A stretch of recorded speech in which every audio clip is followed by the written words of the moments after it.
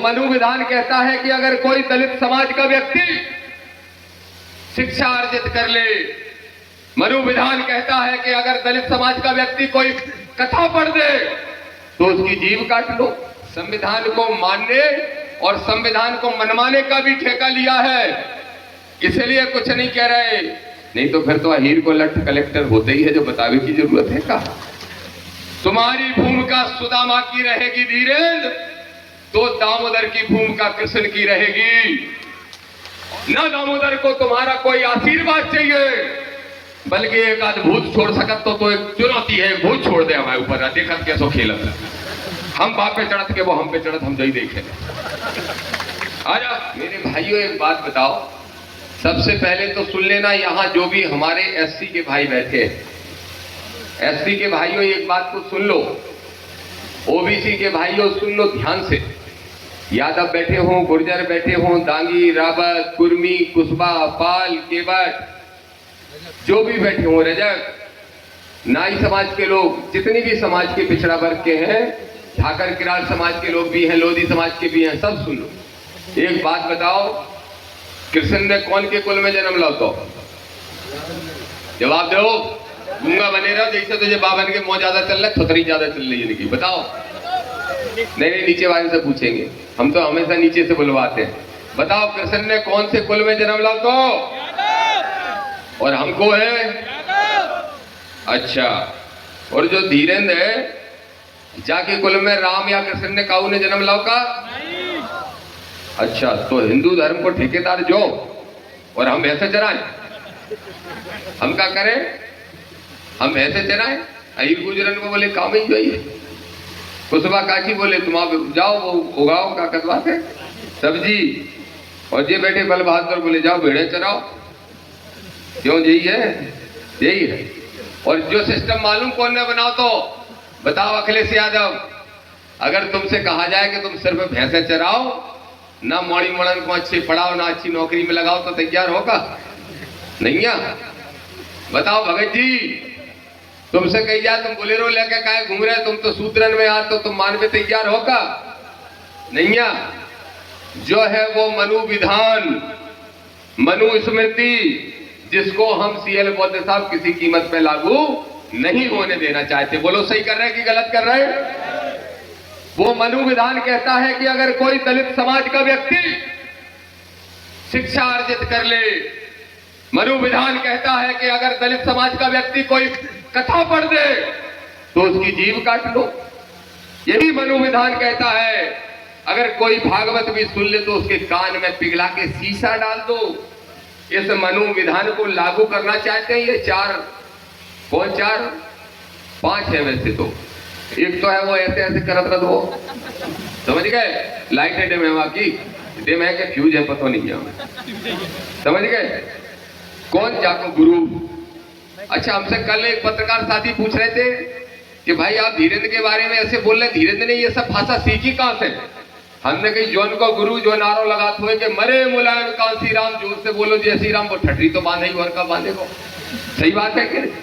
अब बताओ, जो जगत गुरु कहता है अपने आप को, विधायक जी, सत्येंद्र विद्रोही जी, अनिल भैया, आप बताओ जरा, जो कहता है मरे मुलायम कांसीराम, और वो जगत गुरु हो सकता है?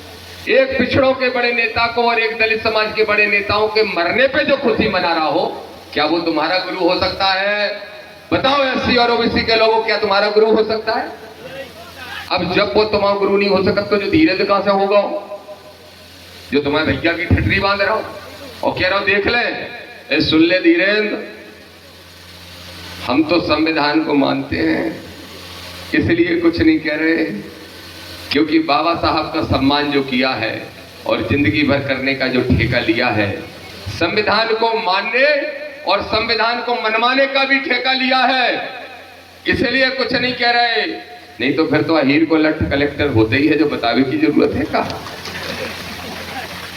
कोई भी ग्रंथ उठा के देख लो,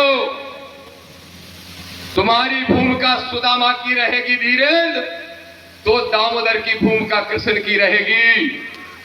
और अगर तुम्हारी भूमिका सुदामा की नहीं रही तो दामोदर तुमको जेल भेजने का काम करेगा। ये चुनौती के साथ कहता है। लगा लेना जितनी ताकतें हैं, राजनीति की, पैसे की।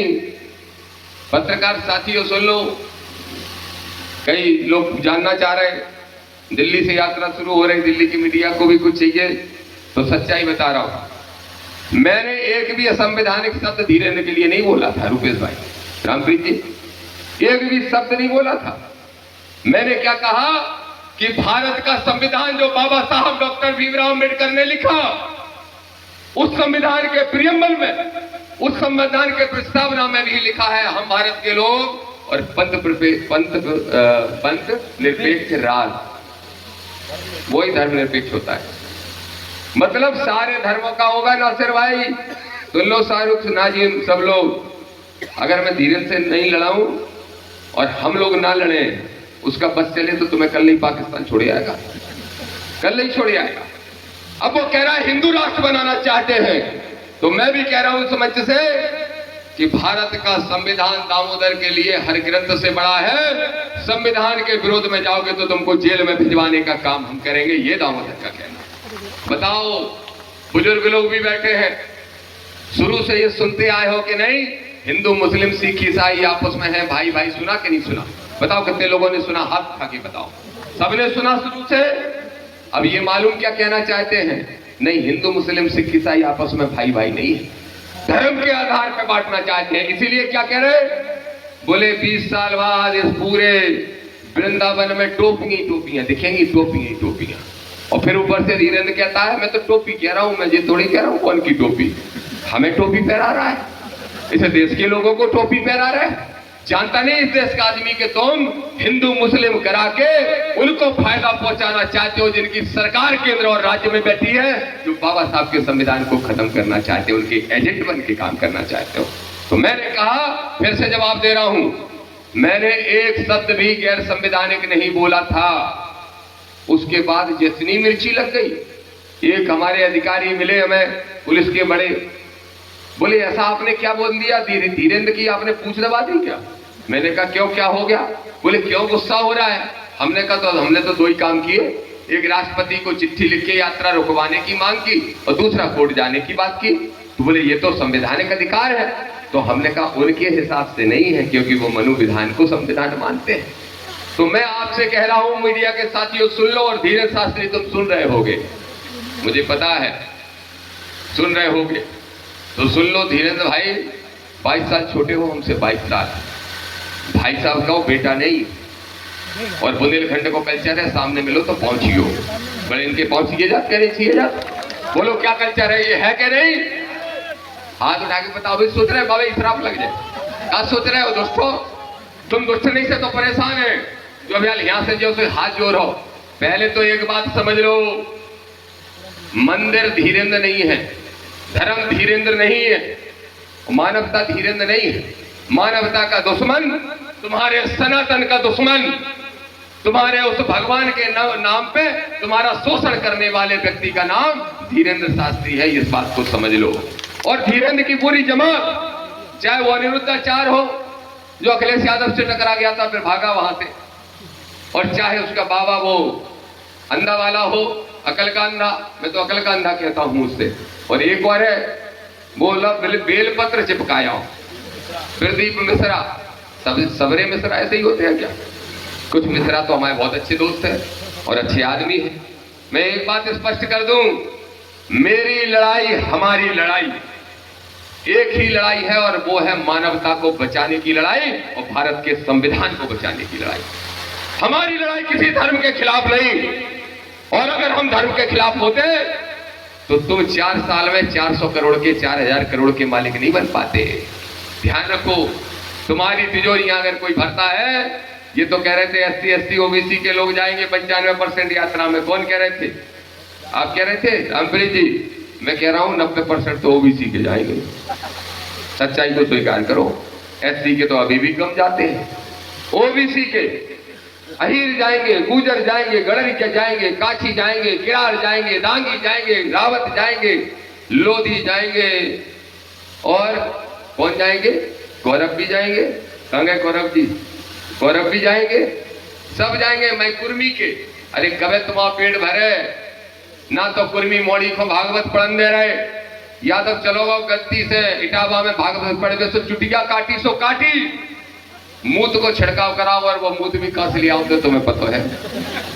अब बताओ कितना पवित्र तो वो। ए यार वो दुष्टो, तब भी समझने को तैयार नहीं हो। ए समझ जाओ कृष्ण वंशज हो, नहीं तो कृष्ण को मानना बंद कर दो। खुलेआम कह रहा हूं इस मंच से, अगर कृष्ण को जानते नहीं हो तो तुम्हें कृष्ण को मानने का अधिकार नहीं है। कृष्ण की कथा में शुरू से लेके आखिरी तक कभी भी कृष्ण को कोई मूर्ख नहीं बना पाया, और तुम सिर्फ मूर्ख बनने बैठे हो इन बाबा और ढोंगियों से, तो तुम्हें शर्म आना चाहिए। ये दामोदर कहने आया, कुछ गलत कह रहा हूं क्या? क्यों राम किशोर यादव जी बताओ, कृष्ण वंशज हो, कृष्ण को पूरा जो कथाएं तुम पढ़त हो हमें को मूर्ख बना पाओ? एक बनावो चाह रहा हो तो वो पांडवन को गुरु को तो वो दुखो तो लड़ नहीं रहो तो कृष्ण ने कही जो कर चलो वो बदमाश। हाँ तो पाए भी निकाल के मरवा दो झूठी कह के कि मर गओ उसको थामा। ठीक है, एक दोस्त थे चोरी कर ली थी चनन की बचपन में, तो उन्हें एहसास करा दो। तो अगर इन कथाओं को सही मानते हो तुम लोग तो इनको मानो, तो फिर कृष्ण को पहले जानो तब मानो। और कृष्ण वंशज तभी हो जब आडंबर और पाखंड से दूर हो और मानवता और समाज हित के लिए काम करो, तो कृष्ण वंशज हो सकते हो। समझ लो, यादव समझ लो, गुर्जर समझ लो, पूरे पिछड़े वर्ग के भाइयों समझ लो। अगर किसी को अपना वंशज मानते हो तो उससे कुछ सीख लो। तो मैं कहूंगा धीरेन्द्र शास्त्री, दो बातें स्पष्ट तौर पर सुन लो।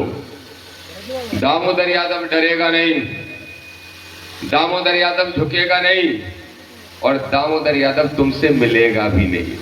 जैसे हमारा भैया एक मिल गओ, पहले मिल गओ, बड़ी दूंगा की मोठे मानी गई। हालांकि हमारा भाई है आज भी, खूब दूंगा की मोठे मानी गई।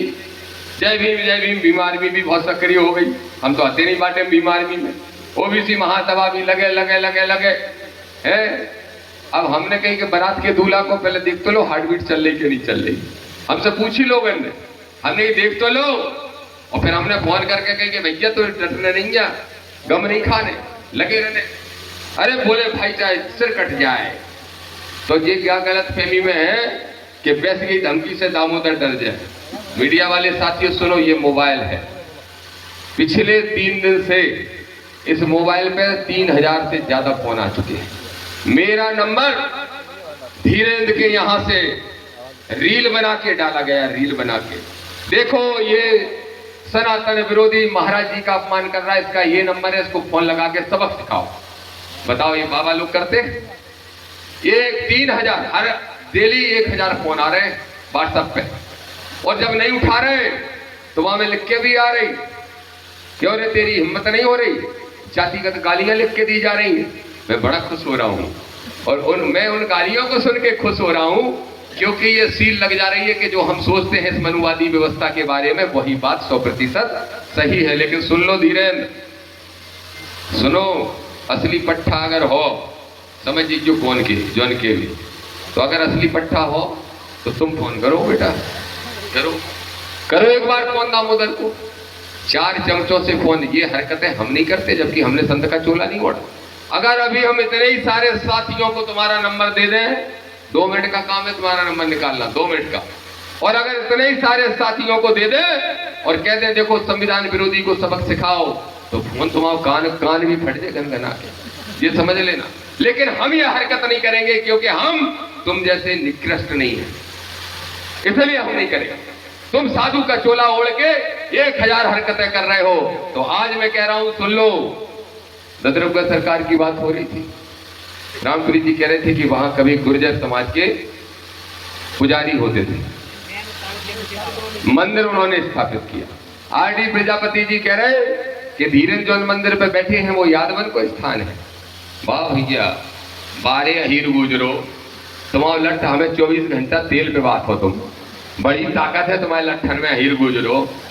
कहां को चलते हैं? उल्टे नीचे को, ऊपर को नहीं चल पाते, ऊपर को नहीं चल पाते। अरे तुम अपने मंदिर नहीं बचा पा रहे हो तो क्या बचाओगे? तो आज मैं कह रहा हूं, अगर साथ दे दो दामोदर का, तो जहां गुजर महंत था वहां गुजर बनेगा, जहां हीर महंत था वहां हीर बनेगा। दोनों से छीन के दिखा दूंगा। दे दो दामोदर का आरडी प्रजापति का साथ, दे दो। और धीरेन्द्र शास्त्री, एक बात सुन लो, कल प्रेस कॉन्फ्रेंस करी गई, 9 साढ़े 9 मिनट की भेजी गई हमें, हमारे महंग भाई ने भेजी, देखी हमने प्रेस कॉन्फ्रेंस, सुर बदल गए बाबा के सुर।